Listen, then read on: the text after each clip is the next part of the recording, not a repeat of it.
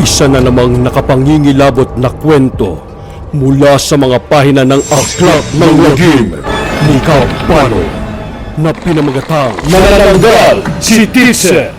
Ikalawang bahagi. Mga kwento ng lagim ni Kabano.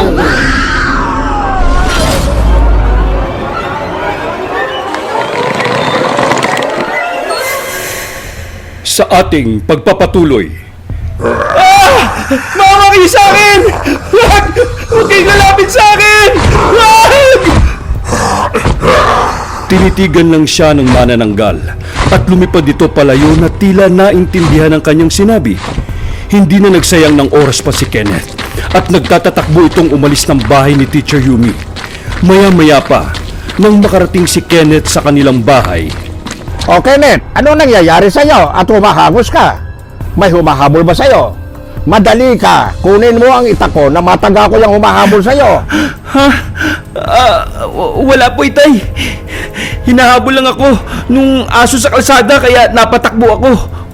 pagtatakip ni Kenneth sa totoong nangyari, naisip niya na wag muna niyang sabihin sa kanyang ama ang totoong nangyari dahil napag-isip-isip niya hindi naman siya sinaktan ng manananggal.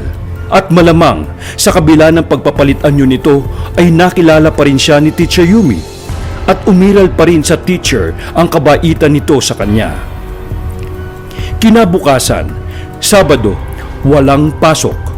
Naisip ni Kenneth na maglakas loob na puntahan uli si Teacher Yumi para kausapin ito tungkol sa nangyari. Pagkatapos nitong magpakain ng mga alaga nitong mga hayop, ay nagpaalam na ito sa kanyang ama. Ngunit biglang may pumunta sa kanilang kapitbahay. Oh, Aling Marites, ang aga-aga napadaan kayo. Bakit ho ba? Alam mo ba, Greg, ang nangyari kina Joaquin? May pumatay rin sa mga alagang manok. Tulad ng nangyari sa mga alaga mo. Ay, nako! Ano bang nangyayari dito sa bayan natin? Mabuti pang doblehin nyo mga kandado ng kulungan ng mga alaga nyong hayop. Pati na rin sa bahay nyo. Dahil baka mamaya, tao nang susunod ditong papatayin. Oh, sige. Pupuntahan ko pa si Maring Dolor at ibabalita ko rin ito sa kanya. Naisip muli ni Kenneth, si Teacher Yumi kaya ang may gawa ng mga bagay na ito? Agad na itong umalis para alamin sa kanyang teacher ang katotohanan. Ngunit nang malapit na si Kenneth sa bahay ni Teacher Yumi, ay bigla siyang hinarang ng grupo nila Neil. Hoy, saan ang punta mo ha? Kina Teacher Yumi ano? Di ba sabi ko sa'yo, huwag ka nang magpakyut pa sa kanya. Tigas mo ha. Ako pa talagang kinalaban mo. Sige, hawakan nyo yan. Tuturuan kita ng leksyon. Hawa kayo!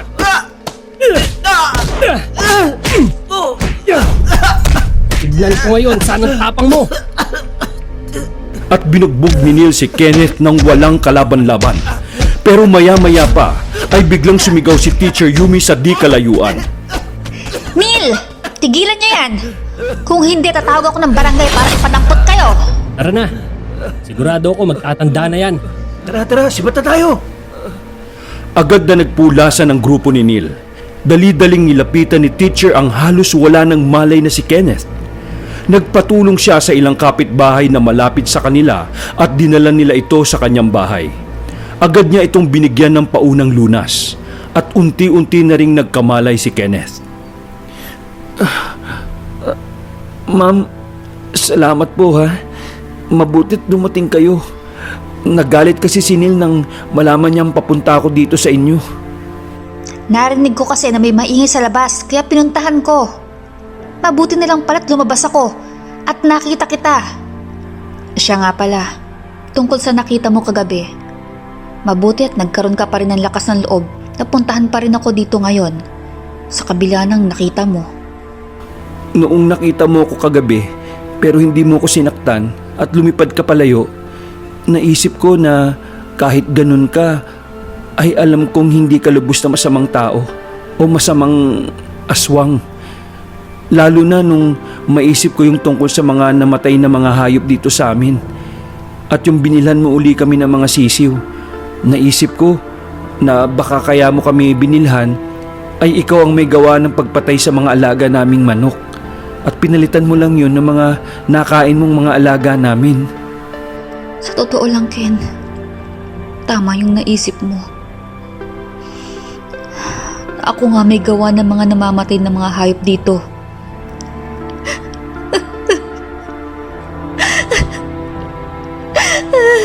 Pero alam mo, hirap na ako. Hindi ko naman gusto to eh. Pero wala akong nagawa. Kailangan ko tanggapin ang sumpang ito. Kung hindi, nahihirapan ang inang ko.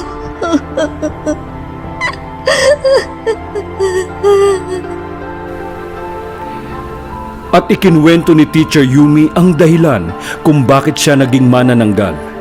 Noong dalagita pa lamang siya, noong nakatira pa sila sa isang bayan sa Capiz, isang gabi. Ayon ang manananggal. Dali, simpatin nyo. Huwag na natin siyang hayaang makawala. Marami na siyang napapatay dito sa atin. Tapusin na natin ang manananggal na yan. At sinibat nila ang manananggal na tinamaan naman ito sa kanyang dibdib. Agad na lumipad papalayo ang manananggal. Maya-maya, sa bahay nila Yumi, gulat na gulat si Yumi sa nakita niya. Nakita ni Yumi ang kanyang ina na nasa likod bahay nila. Kitang-kita niya ang pagbubuong muli ng katawan ng kanyang ina na isang manananggal. Ngunit duguan na ito at hinang-hina na dahil sa sibat na nasa kanyang dibdib. Agad nilapitan ni Yumi ang kanyang ina at inalis ang sibat sa dibdib nito. Inay! Ano nangyari sa inyo? Bakit kayo nagkaganito? Isa pala kayong manananggal. Anak, Yumi, pasensya ka na. At nalaman mo, isa palang manananggal lang yung ina. Matagal nang sumpa ito sa ating pamilya. Iniluwa ng kanyang ina ang isang bato at iniabot ito kay Yumi. Tanggapin mo ang batong ito, anak. Ito ang bato ng manananggal na galing pa sa ating kanununuan. Kailangan mo itong tanggapin, anak. Kung hindi, mahihirapan ako mamatay sa sitwasyon kong ito. Sige na, anak. Parang awa mo na. Hirap na ako sa sumpang ito. Gusto ko nang magpahinga. Dahil sa pagmamahal ni Yumi sa kanyang ina, kahit labag ito sa loob niya, ay tinanggap niya ang bato ng manananggal para mawala na ang sumpang ito sa kanyang ina. At nang makuha na ni Yumi ang bato, ay unti-unti nang binawian ng buhay ang nanay ni Yumi. Yan ang dahilan kung bakit ako nagkaganito. Ayoko man. Wala akong magagawa. Kailangan kong tanggapin ang sinumpang kapalaran. Hirap na rin ako sa sitwasyon ko. Ayaw kong pumatay ng tao dahil sa nangyari sa nanay ko. Pero napilitan ako lumipat ng tirahan. Kaya ako napadpad dito sa Dueñas. Pero inaatake pa rin ako ng sumpa. Imbes na tao ang patayin ko, mga hayop na lang ang kinakain ko. Pero nahihirapan ako.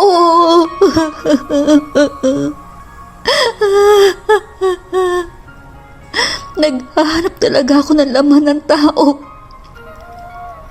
Kaya ko naaalala mo yung binili kong lubid. Nais ko talagang itali ang sarili ko. Para naman hindi na ako makapaminsala tuwing sumasapit ang dilim. Nagsisimula na akong atakihin ng sumpa.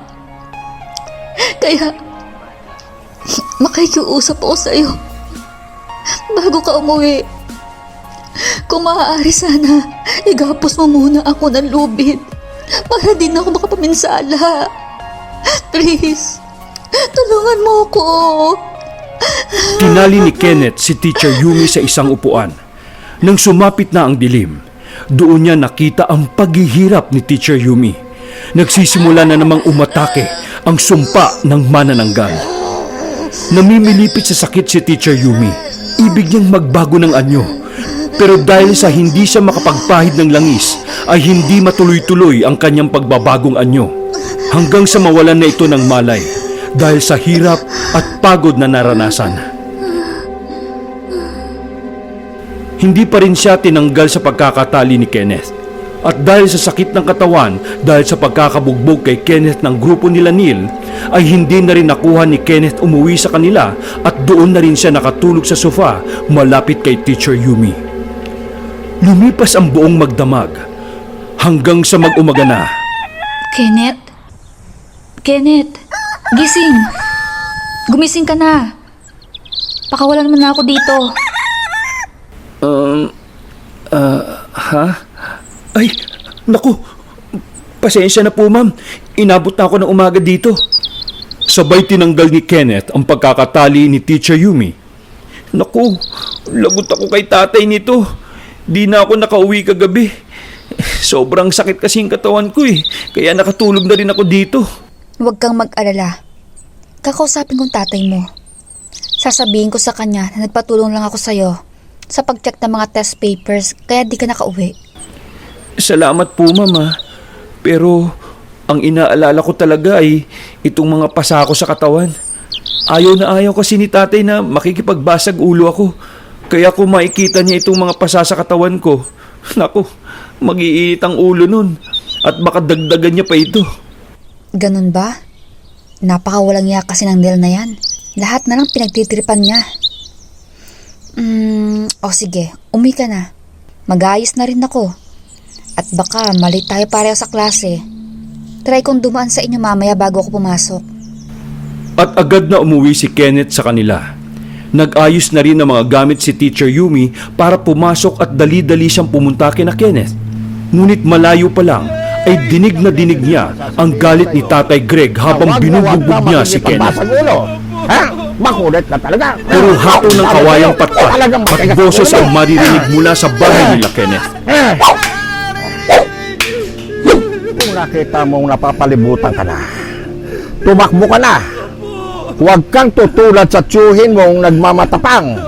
Hayon, nasa ilalim na siya ng lupa ngayon. At ayun pa rin ang dahilan kung bakit inatake sa puso at namatay ang nanay namin. Kaya wag na wag mong gagayahin ang tiyuhin mo, ha? Ha? Ha? Ha? Huwag ba tigas ang ulo? Opo, Itay. Hindi na po mauulit. Tama na po. Dinig na dinig ni Teacher Yumi ang lahat. Nagkatroma pala si Tatay Greg sa mga nangyari sa kanya sa kapatid niya at sa nanay niya. Kaya ganun na lang ang galit nito sa nangyari kay Kenneth. Sigurado, sa sinapit ni Kenneth sa tatay niya ay hindi ito makakapasok. Kasalanan nito ni Neil. May nabuong plano si Teacher Yumi sa isip niya. Pagkatapos ng klase, nung uwian na, ay tinawag ni Teacher Yumi si Neil. Neil, may gagawin ka ba ngayon? Hindi kasi ako natapos at tinacheckan ko na mga test papers. Baka pwede naman tulungan mo ko. Huwag mo nang isamang mga barkada mo. Pero mga gabi ka na pumunta ha. Doon ka na maghapunan. Doon ka na rin sa amin kumain. Oo ba? Kakainin talaga kita, tiste. Kakain talaga ako sa inyo. Hindi na ako mahihiya sa'yo. Hindi alam ni Neil na huling hapunan na niya yon. Dahil pagkatapos kumain ay siya naman ang kakainin ni Teacher Yumi. Kinagabihan sa bahay ni Teacher Yumi. Kamusta, Neil? Nabusog ka ba? Yes, ma'am. Napakasarap niyo palang magluto. Nako, excuse me po. Talagang nabusog ka nga. Gusto mo ba ng dessert? At tumabi si Teacher Yumi kay Neil sa sala. Habang hinahagod ni Teacher ang dibdib ni Neil ay may binulong siya sa binatilyo. Aba, sige ba? Ikaw ma'am ha? Pilya ka pala. Gusto ko yan. Wala pang gumagawa sa akin yan. Madalas kasi ako ang tumatrabaho sa mga chicks ko eh. at pumunta sa kusina si Teacher Yumi. Pagbalik niya sa sala ay bit-bit na niya ang lubid na itinali sa kanya ni Kenneth nung inaatake siya ng sumpa. At itinali niya ang mga kamay ni Neil. Ayos yung trip mo, ma'am, ha? Talagang ayaw mo akong gumalaw, ha? Ayos yan. Tinanggal ni Teacher Yumi ang mga botones sa polo ng uniforme ni Neil at hinagod niya ng kanyang mga daliri ang dibdib ng binatilyo. Tawang-tawa si Neil dahil sa nakikiliti siya sa ginagawa sa kanya ni Teacher. Pagkatapos ay tumayo si Teacher Yumi sa harap ni Neil. Kinuha ni Teacher ang cellphone niya at pumili siya ng mapanuksong tugtog upang sabayan niya ito ng sayaw. Nagsimulang gumiling ang katawan ni Teacher. Sumasabay sa indayog na mapanuksong tugtog. Unti-unti niyang tinanggal ang blouse niya at tumambad kay Neil ang dalawang malulusog na kabundukan ni Teacher Yumi. Wala na itong suot-suot na bra. Para bang handang-handa na ito sa laban. Hindi na mapakali si Neil. Galit na si Manoy. Sige na, ma'am. Ipakita mo na ang dapat mong ipakita. Gusto mo na bang makita? At unti-unting lumabas sa mga pangil ni Teacher Yumi. Humaba ang kanyang mga kuko at lumabas sa kanyang likod ang malalaking pakpak ng paniki. Sabay na punit ang balat nito sa balakang at nahati sa dalawa ang katawan nito. At dali-dali nitong pinuntahan si Neil, sabay akmang dudukutin ang puso nito. Isang mahabang sigaw ang maririnig mula sa loob ng bahay ni Teacher Yumi. Kinabukasan, nagkakagulo mga tao sa may liwasan. Nakita nila ang bangkay ni Neil na wakwak ang dibdib nito at wala ng lamang loob. Nabalitaan ni Kenneth ang nangyari kay Neil at dali-dali siyang pumunta sa bahay ni Teacher Yumi. Ma'am? Ma'am Yumi? Nandiyan ba kayo sa loob? Ma'am? Nandito ako sa likod bahay. At nung makita niya si Teacher Yumi, umiiyak. Punong-puno pa ng dugo ang kanyang katawan. Hinuhugasan niya ito sa lababo. Hindi ko nakontrol ang sarili ko. Hindi ko nagustuhan ang ginawa ko. Yung sumpa nagtulak sa akin na gawin yon. At ang masakit nito, nagustuhan ko. Mas masarap para laman ng tao kumpara sa laman ng hilaw na manok. Pero Kenneth, ayoko na maulit to. Hindi na dapat nangyari kagabi. Kaya, magpapatulong sana ako sa iyo ulit sa huling pagkakataon. Gusto ko nang wakasan ang sumpang ito. Tulungan mo ako, Kenneth. Hindi ko maintindihan, ma'am. Paano wawakasan niyo ang sumpa? Huling pakiusap ko na to sa iyo. Mamayang gabi, balikan mo ko dito sa likod ng bahay ko. Makikita mong kalahati ng katawan ko. Mag-iiwan ako dito sa lababo ng asin, kalamansi, abo. Budburan mo kalahati ng katawan ko. Ibuhos mo lahat. Dahil pag ginawa mo yun, di ko na mababalikan ng kalahating katawan ko. At pag inabot ako ng umaga, na hindi ako nakakabalik at nabuo ang katawan ko, doon ako mamamatay. Yun na ang katapusan ko. At ang katapusan ng sumpa. Ipangako mo, Kenneth. Gagawin mo to. Sige, ma'am. Pangako. Gagawin ko po ito. Labag man sa loob, napilitang gawin ni Kenneth ang huling kahilingan ni Teacher Yumi. Pagdating ng gabi, hinintay muna ni Kenneth na makatulog si Tatay Greg bago siya dahan-dahang lumabas sa kanilang bahay at dali-dali itong pumunta sa bahay ni Teacher Yumi. Mag-aalas 12 na ng gabi. Laking gulat niya nung nakita niya na nakatayo sa likod ng bahay ang kalahating katawan ni Teacher. Nakaluwa ang bituka nito na gumagalaw-galaw pa. Halos maduwal si Kenneth sa nakita. Pagtingin niya sa lababo, nandun na yung asin, katas ng kalamansi na nasa baso at yung abo. Dali-daling binuhos ni Kenneth ang lahat ng ito. Biglang napaatras yung katawan. Gumalaw ito na parang nasaktan sa ibinuhos sa kanya. Kumukulo ang bituka nang nabuhos yung asin, katas ng kalamansi at abo. Sa kabilang banda, habang lumilipad si Teacher Yumi bilang manananggal, ay naramdaman niya ang ginagawa ni Kenneth sa kalahating katawan niya. Napakasakit nito para sa kanya. Napasigaw siya sa sobrang sakit. Nanghina si Teacher Yumi. Di na niya nakayanang lumipad pa. Bumagsak siya at sumabit siya sa sanga ng puno ng mangga. Di siya makagalaw. Hirap na hirap siya. Sa bahay ni Teacher Yumi, nangihina na rin ang kalahating katawan ni Teacher. Natumba na ito sa pagkakatayo. Hindi alam ni Kenneth kung anong gagawin. Maya-maya ay may narinig siyang nagkakagulo sa labasan. Doon sa punong mangga ni Aling Marites, may nakitang manananggal. Sumabit daw yung pakpak kaya hindi na makalipad. Dali, tara puntahan natin. Magdala na kayo ng sibat para mapatay na natin yung aswang na yan. Oo, tama. Tayo na. Eto, may dalala ako si Matt. Salot na yan! Puntahan na natin ang aswang! Nataranta si Kenneth sa narinig. Agad siyang lumabas ng bahay at sumunod sa mga taong pupunta sa manananggal. At doon niya nakita sa taas ng puno si Teacher Yumi. Halos wala ng buhay. Sige, sibatin na natin. Patayin na natin yung aswang na yan. At pinagsisisibat nila si Teacher Yumi. Tinamaan ng sibat sa dibdib si Teacher. Nabali ang sangang pinagsasabitan ng pakpak nito, kaya bumagsak ito sa lupa. Tara, sunugin na natin yan para hindi na siya makapaminsala. Hindi na nakayanan ni Kenneth ang nakikitang pagpapahirap kay Teacher Yumi, kaya napasigaw na ito. Tama na! Tama na! Maawa na kayo sa kanya! Si Teacher Yumi yan! Maawa na kayo!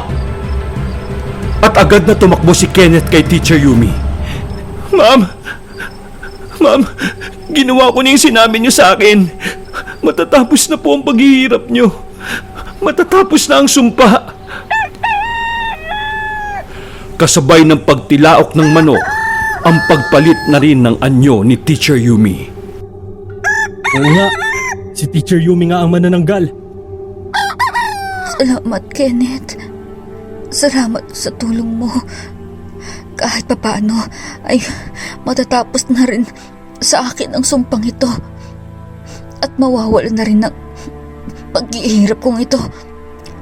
Sayang lang dahil nakilala mo ko sa kalagayan kong ito. Ma'am, huwag na po kayo magsalita. Alam ko kung anong kalagayan niyo. Pero sa kabila nito ay minahal ko pa rin kayo. At kaya ako nagawa ito ay dahil ayaw ko na makita pang naghihirap ang mahal ko. Ma'am, Yumi, mahal na mahal ko po kayo. Mahal na rin kita, Kenneth. Pasensya ka na, ha? At sa mga minahal mo. Pero salamat sa iyo. Pinalaya mo ang sumpa. Salamat. Salamat. Mahal ko.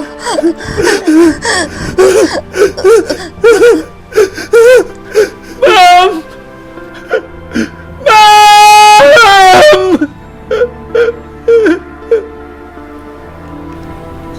Mahigpit na niyakap ni Kenneth ang wala ng buhay na katawan ni Teacher Yumi. Binuhat niya ito papunta sa kanyang bahay at sumunod sa kanya ang mga kapitbahay nila. Nakita nila ang kalahating katawan pa ni Teacher Yumi at pinagsama nila ito. Napagkasunduan nila na sunugin ang bangkay ni Teacher Yumi dahil para makasigurong di na ito makapaminsalang muli. Naging tahimik na ang baryo ni na Kenneth.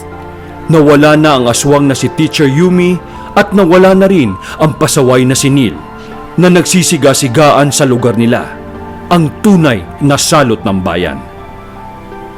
Kung nagustuhan nyo ang kwento natin, ay kung maaaring pindutin nyo ang like button at mag-iwan kayo ng comment kung ano ang inyong saloobin sa kwento nating ito.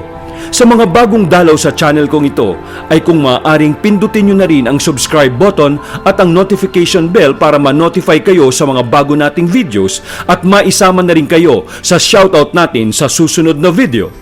At para sa shoutout sa mga nag-subscribe at nag-comment sa nakaraang video natin, binabati natin sina Daisy Bernal Sarin, Main Black Rose, Shyla Hart, Angelmar Animated YT, Raymar J. Ramos, Athena Writes or Athena Writes, Imogen, Evelyn Dique, Eds Vergara, Pauline Perez, John Aporo, Doha Doha, Dodong Espiritu, Fernando Ella, Isaac Cardoza, Alaysa Adona, Elaine Almera, Manfred Mayer, Marge B, Florence 14, Sid Vicious, Deep Red, Vong Caballero, Pauline Mosura, Shasha Sudario, Black Maria, Andre Gala, Antingera, Ominous Cookie, General Lawin Mutya ng Kalikasan, Nerdy Bish, EJ Animate, and June Benamir. Binabati ko rin ang mga nag-join as community member sa kasangga ni Kabanong na sina Nika Nuciel Urbano, Shasha Sudario at Milagrosa Luke. Salamat rin sa mga special guest natin na sina Miss Luni Carson of Ominous Cookie bilang Teacher Yumi, Vong Caballero of Kaba Horror Podcast bilang Neil, Bobot Sale bilang Tatay Greg. Pakibisita at pakisubscribe na rin ang kanilang mga channel. Ang kwento natin ay mula kay Bobot Sale na isinulat at isinalaysay ni Noel Urbano o mas kilala bilang Kabano. Maraming salamat sa inyong lahat at hanggang sa muling pagsasalaysay dito lang sa Aklat ng Lagim ni Kabano.